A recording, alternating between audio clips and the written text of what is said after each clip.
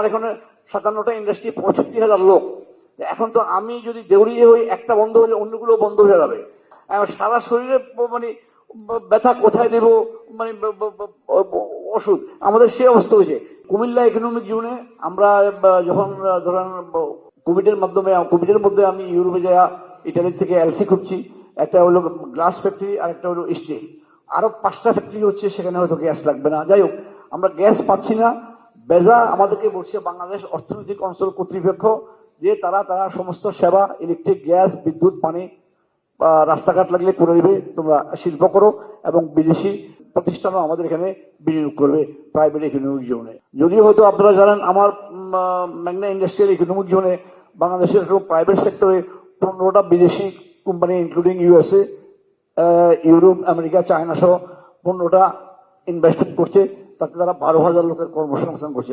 বড় এফডিএ আসে নাই, বাট যে এই 15টা ইন্ডাস্ট্রি প্রায় 12,000 লোকের কর্মসংস্থান হয়েছে। যাই হোক, কুমিল্লা ইকোনমিক জোনে 22 সালে দিলেন বেজার চেয়ারম্যান, উনি সবাইকে একটা আন্তঃমন্ত্রণালয়ের মিটিং ডেকেছে, ইনক্লুডিং জ্বালানি মন্ত্রণালয়ের একজন জয়েন্ট সেক্রেটারি, আর তিতাস, পিডিবি, পিজিসিবি, জিডিসিএল সহ সবাইকে নিয়ে উনি মিটিং করছে।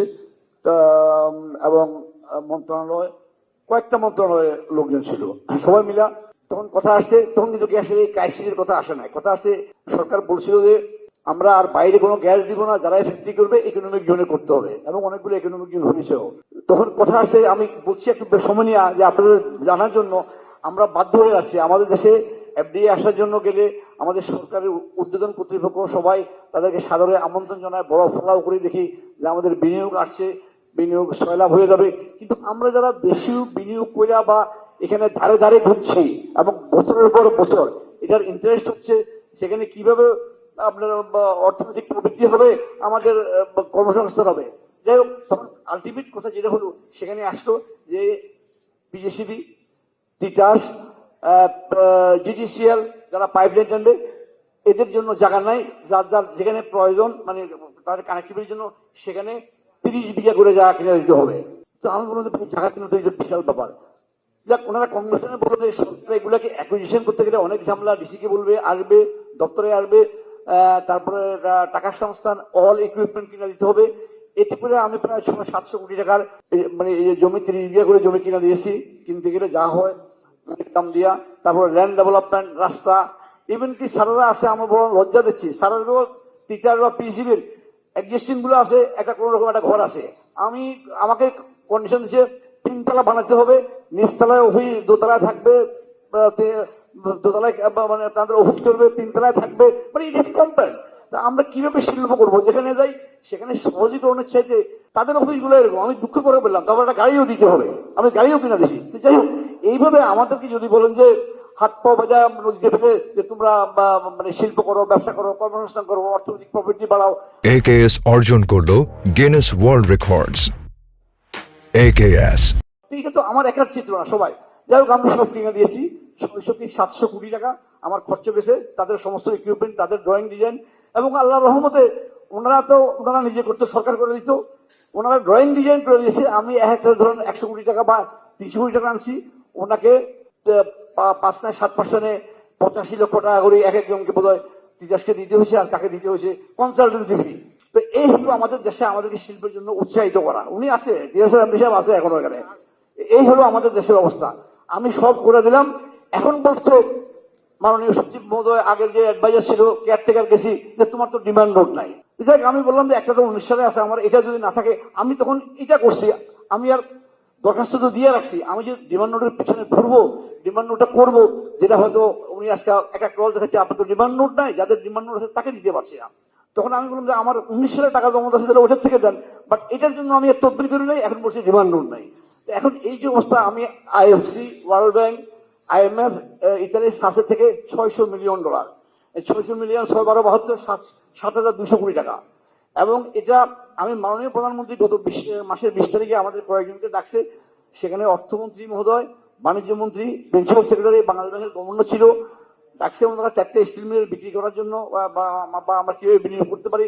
তা আমি সেই সম্বন্ধে কিছু কথা বলা, যেহেতু মাননীয় প্রধানমন্ত্রীকে সামনে সৌভাগ্য হচ্ছে, আমি বললাম যে আমার এই বিষয়গুলা আমি তো এখন তাই দেউলিয়া হয়ে যাওয়ার অবস্থা হবো। এক, দুই হলো, আমি যদি বাংলাদেশের লোন থাকতো আমি বলতাম সরকারের কাছে আবেদন করতাম আমাকে সুদ মাফ করে দেন, আমাকে 5 বছরের কিস্তি 10 বছর করে দেন, কিন্তু এখানে তো এই সুযোগ নাই। এখানে আইএফসি, ওয়ার্ল্ড ব্যাংক এবং ইটালির সাসে বা চাইনিজ সরকারি ব্যাংক, এখানে তো এই সুযোগও নাই। তার মানে কি, আমার এখানে 57টা ইন্ডাস্ট্রি, 65,000 লোক। এখন তো আমি যদি দেউলিয়া হই, একটা বন্ধ হলে অন্যগুলো বন্ধ হয়ে যাবে। এখন আমাদের এটা ট্রায়াল করতে হবে, হেভি ইন্ডাস্ট্রি কানেকশন পাওয়ার পরও আবার 7-8 মাস টাকা ট্রায়াল করতে। তা আমি বললাম যে তাইলে আমাকে এইটুকু পাস করেন যে আমাকে এটা আমার বিদেশি থেকে তো বুঝে নিতে হবে ট্রায়াল রানটা। ট্রায়াল রান না করলে তাদের টাইম শেষ হয়ে যাচ্ছে, 18 মাস শেষ হয়ে যাচ্ছে, আর আমি তাকে কোনো ক্লেমও করতে পারবো না, তুমি এটা চালাই দিয়ে দাও। যেটা বলছি এই হলো আমাদের বাস্তব অবস্থা।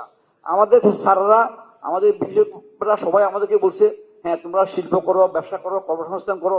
তাহলে কিভাবে করবো? বিদেশ থেকে আসলে আমরা তাদেরকে গুরুত্ব দিব, বা তাদেরকেও যদি এইভাবে কমিটমেন্ট করে, তারা তো আমাদের কাছে আসে যে আমাদের কি অবস্থা।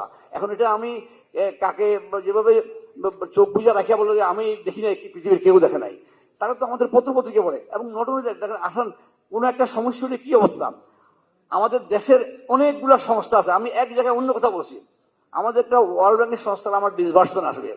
এখন বলছে তোমার নামে তোমার আমার সিএফ করলো, আমি বিদেশ থেকে আসার পরে, আমি অনেকদিন বিদেশ ছিলাম, যে তোমার চেয়ারম্যান সাহেবের নামে ট্রাভেল ব্যান। তো বললো তুমি যখন বিদেশে আসছে ট্রাভেল ব্যান থাকলে উনি কোর্ট থেকে অর্ডার নিয়ে যায়। এখন এটা বাংলাদেশের প্রথিত কথা, দুদুকে এখন কমিশনার নাই, চেয়ারম্যান নাই, যার জন্য হচ্ছে না। আমার সিএফ ওইটা বললো। দ্বিতীয়ত আসে বলে তোমার নামে আমরা দেখছি আবার একটা মিউনিসিপ্যালিটিতে একটা কেস আছে, তোমার চিনি নাকি প্যারামিটার ভালো হয় নাই। যাই হোক, আমি ওই কথাটা ম্যাজিস্ট্রেটকে চ্যালেঞ্জ করছি এবং বললাম যে বাংলাদেশে বিএসটি আছে, সায়েন্স ল্যাবরেটরি আছে, আণবিক শক্তি কমিশন আছে, মিউনিসিপ্যালিটির এই একটা বাংলাদেশ ইনস্টিটিউট, তার ইন্সপেক্টর যাবো আমি না, বাংলাদেশে যত ফুড ব্যবসায়ী আছে সবাইকে। এখানে আমাদের অনেকের মাল খারাপও আছে, খারাপ থাকতে পারে, আমি সেটা চ্যালেঞ্জ করছি না। তার চেয়ে অনেক বেশি গুণ আমাদের আপনার ল্যাবরেটরি। এবং আমি বলি বিএসটি কে আমার প্রতিনিয়ত প্রতি কনসালটেন্ট আসতেছে, আমরা বিএসটি দেখতেছে, আমাদেরকে ইন্সপেকশন করতেছে, চাওয়া দিচ্ছে। আমি যেটা বলছি, উল্লেখ করছি এই জন্য যে বিদেশিরা আমাদেরকে এটাও বলে, আমাকে বললো যে তোমার ওখানে কেস আছে। তো আমি বললাম তো এটা কেস আছে, কেস তো এখন বাংলাদেশের মানে বিভিন্ন সংস্থা বিভিন্ন হচ্ছে, কে কাকে কন্ট্রোল করবে, কি করবে, এগুলো তো হচ্ছে ভাই, এগুলো উই আর ফেসিং ইট।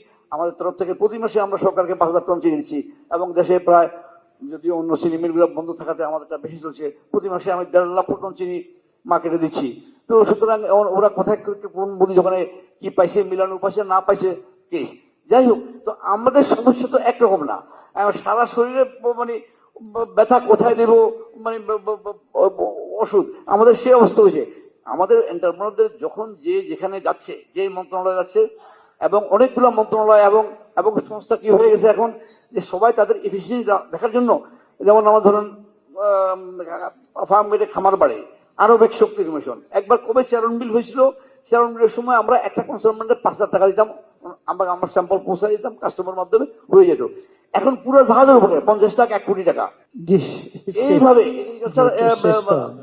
আরো সময় দিলে তো শেষ করে দেবো, আমি সমস্যার কথাই বলবো।